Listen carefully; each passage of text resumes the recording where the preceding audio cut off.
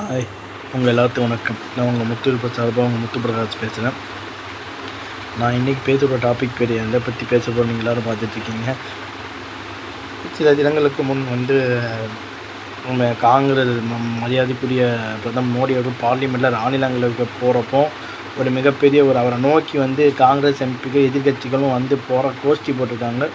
So அதில் என்னென்னா, நம்ம மக்களவை இருக்கக்கூடியவர் என்ன சொல்லியிருக்காருன்னா, மோடி நான் வர வேண்டாம்னு எச்சரித்தேன். எதிர்கட்சிகள் அவரை தாக்குவதற்காக என் தகவல் வந்தது.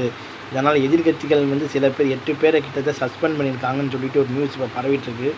இதுக்கு பின்னால் தான் ஒரு சில விஷயங்கள் உறுதி செய்யப்படாத விஷயங்கள் பேசப்படுகிறது.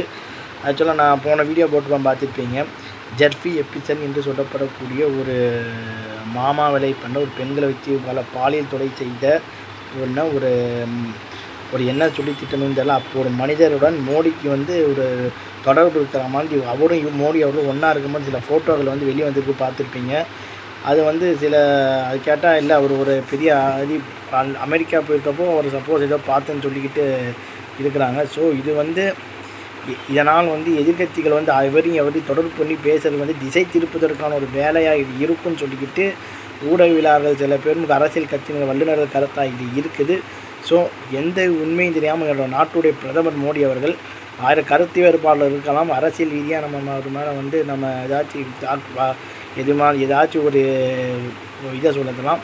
அதனால் நம்ம இது மாதிரி விஷயங்களில் ஒரு தவறான ஒரு தகவலை பண்ணக்கூடாதுன்னு எல்லாரும் சொல்கிறாங்க. அதை நானும் ஏன்னா சொல்கிறேன். ஸோ அப்படிப்பட்டனால திசை திருப்பதாங்க ஒரு வேலையாகவும் இதை சொல்கிறாங்க. ஸோ இதுதான் இன்றைக்கி உலகத்திலே உலுக்கிட்டு இருக்கக்கூடிய ஒரு விஷயம். இதை எதிர்கட்சிகள் ஆதாரத்தோடு இது பண்ணால் தான் எதையும் பேச முடியும். தவறான ஒரு தகவலை பரப்பக்கூடாதுன்றது ஒரு பத்திரிகையாளர்களுக்கு தான் நான் சொல்ல விரும்புகிறேன். ஸோ இதை திசை திருப்பதற்காக தான் எதிர்க்க மோடி அவர்கள் இதை பண்ணார். ஸோ இதுதான் ஒரு கோச்சவும் காந்தி ஒன்றா இருப்பாங்க. அதனால் நம்ம கோச்சோ காந்தி ஆர்எஸ்எஸ் நம்ம இடம் போட முடியாது. ஸோ நம்ம எதுவும் ஆதாரம் இல்லாமல் பேசக்கூடாதுன்னு எதிர்கட்சிகள்கிட்ட நான் சொல்லிக்க விரும்பக்கூடிய கருத்தும் இதுதான். செஞ்சு கூட்டம் நல்ல நடக்குமா கெட்டது நடக்குமா தெரியாது.